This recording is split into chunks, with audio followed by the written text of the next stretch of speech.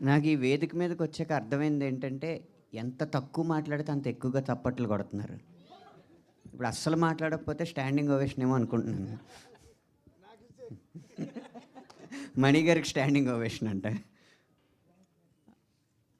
హైదరాబాద్లో జరుగుతున్న Chennai love story cinema పాటల విడుదలకి విచ్చేసిన పాత్రికేయులందరికీ, ప్రేక్షకులకి నా హృదయపూర్వకమైన నమస్కారం. ఈ సినిమా కానీ ఈ పాటలు కానీ బాగా రావడానికి ఒకే ఒక్క కారణం ఏంటంటే, ఇద్దరి మధ్య ఏ అహం అయితే ఉండకూడదో ఆ అహం దహించుకుపోవడం వల్ల ప్రతి విషయంలోనూ ఈ సినిమా గెలుస్తుందని నేను నమ్ముతున్నాను. అందులో ఉదాహరణకి ఈ పాట సంగీతం అందించిన మణిశర్మ గారు, సాహిత్యం అందించిన నేను, మా ఇద్దరి మధ్య అహం దహించుకుపోవడం వల్ల ఈ పాట ఇంత అద్భుతంగా వచ్చింది. దానికి కారణం ఏంటంటే, ఈ పల్లవి నేను సాహిత్యం అందిస్తే ఆయన సంగీతం అందించారు, ఈ చరణం ఆయన సంగీతం అందిస్తే నేను సాహిత్యం అందించాను. ఏది ఎక్కడ సరిపోతుందో అనే చూసాం కానీ ఎవరు ముందని చూసుకోలేదు, ఎవరు వెనకని చూసుకోలేదు. మా అందరికంటే సినిమానే ముందు పెట్టాం. ఈ బృందం అంతా అలాగే పనిచేసింది. ఖచ్చితంగా ఈ సినిమా అదే ఫలితాన్ని చూస్తుందని నేను అనుకుంటున్నాను.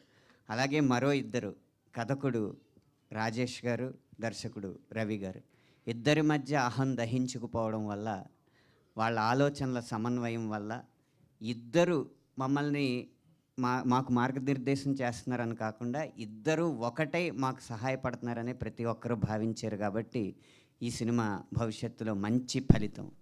అన్నిటికన్నా ముఖ్యంగా నిర్మాత ఎస్కేఎన్ గారు, వీళ్ళ పనిలో మనం వేలు పెట్టి కల్పించుకోవడం కంటే వేలు లక్షలు పెట్టి వీళ్ళకి సౌకర్యాలు కల్పించడం మంచిది అనుకుని మా వరకు రాకుండా, ఏ సమస్యలు మా వరకు రాకుండా, అయినా మా వరకు రాకుండా మా పని మమ్మల్ని చేసుకొనిచ్చి ఇంత అద్భుతమైన పాటలు రావడానికి సహకరించారు.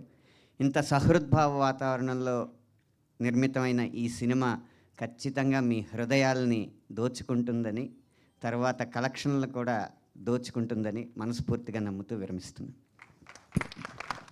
కాదు, మీరు లిరిక్స్ రాశారు, మీతోనే మొదలు పెడదాము. ఇలా రండి. తొలి ప్రేమేం తోపు కాదన్నారు కదా బేసిక్గా ఈ సినిమాలో ఉన్న ఒక డైలాగ్. సో అలా మీ దృష్టిలో తొలి ప్రేమ తోపా కాదా? అసలు ప్రేమే తోపు కాదండి. అయ్యయ్యో, ఎందుకండి ప్రేమ మీద మీకు ఇలాంటి ఒపీనియన్? బేసిక్గా గత 10 సంవత్సరాలుగా ఆ ప్రేమ పాటలే నా చేత ఆయన చంపేస్తున్నారు కాబట్టి.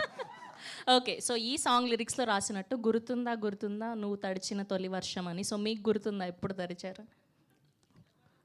అంటే నేను మా స్వగ్రామం దొడ్డిపట్ల గ్రామంలో గోదావరి తీరంలో, గోదావరి మధ్యలో ఉన్న ఇసుక తిప్పలో తడిసిన తొలి వర్షం నాకు గుర్తుంది.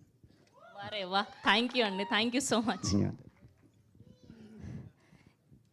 ఎస్, అండ్ ఇవాళ మా బర్త్డే బాయ్, మా కో ప్రొడ్యూసర్, గర్ల్ ఫ్రెండ్తో